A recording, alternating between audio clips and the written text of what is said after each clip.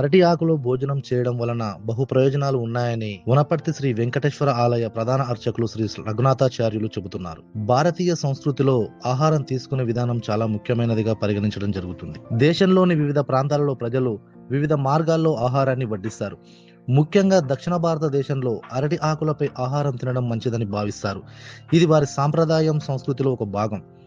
వివాహాల నుండి పండుగలు, ఏదైనా ప్రత్యేక రోజు వరకు దక్షిణ భారతదేశ ప్రజలు అరటి ఆకులపై ఆహారాన్ని వడ్డిస్తారు.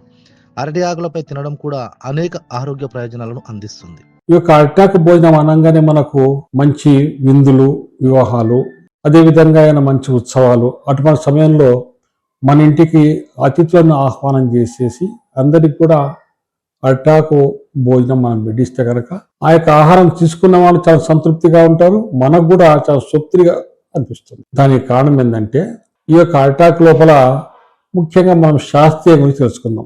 అనాది కాలం నుంచి మన యొక్క పూర్వీకులకు శాస్త్రం గురించి చక్కనటువంటి అవగాహన ఉంది. ఎందుకోసం అంటే సుశ్రుతుడు అని చెప్పేసి ఆ కాలం లోపలే కొన్ని వేల సంవత్సరాల కిందనే ఆయన ఆపరేషన్ చేసేవాడు. అదే విధంగా అరటాకును గురించి ఈ కాలంలో మనం తెలుసుకోవాలంటే కనుక అరటాకు భోజనం వడ్డిస్తే కనుక ఆ యొక్క అరటాకు పైభాగంలో ఒక పల్సని పొర ఉంటుంది. జనరల్ గా అది ఈ యొక్క సైన్స్ చదువుకున్నటువంటి విద్యార్థులకు తెలుస్తుంది. దాని మీద ఎపిడర్మిస్ అనేటువంటి ఒక పొర, దాని లోపల ఒక రకమైనటువంటి రసాయనం ఉంటుంది.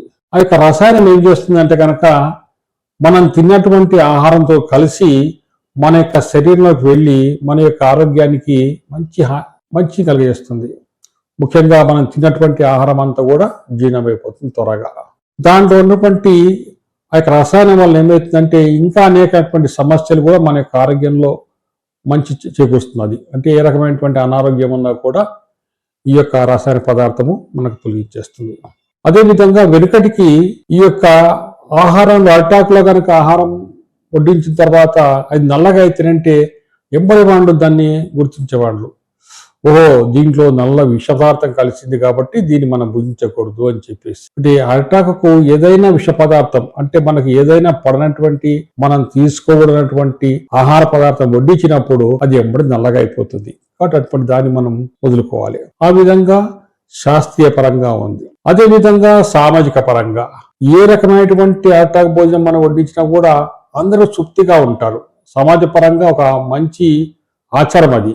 అందుకోసం మనకు వివాహాల లోపల, ఉత్సవాల లోపల, వేడుకల లోపల ఈ యొక్క అరటాకు భోజనాన్ని ప్రకృతి పరంగా కూడా చాలా మంచిది.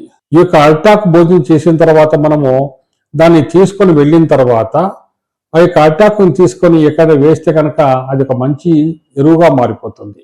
అటువంటి ఎరువును మనం మన యొక్క పంట పొలాలకు కానీ లేకుంటే మన యొక్క మొక్కలకు కానీ వాడుకుంటే కనుక ఆ యొక్క మొక్కలన్నీ కూడా చాలా చక్కగా అభివృద్ధి చెందుతుంటాయి. కాబట్టి మన పెద్దవాళ్ళు ఏం చేసినా కూడా శాస్త్రీయంగా, సమాజపరంగా, అదేవిధంగా పర్యావరణంగా ఈ యొక్క పనులు చేస్తుంటారు. కాబట్టి అరటాకు భోజనం అనేది చాలా పవిత్రమైనటువంటిది. అందరం కూడా సాధ్యమైనంత వరకు మన యొక్క పెద్ద పెద్ద ఉత్సవాలు అయినప్పుడు కానీ లేకుంటే ఏదైనా వివాహాలైనప్పుడు కానీ విందులు మనం పెట్టినప్పుడు కానీ అరటాకు భోజనాన్ని మనం వాడే ప్రయత్నం చేద్దాం కానీ.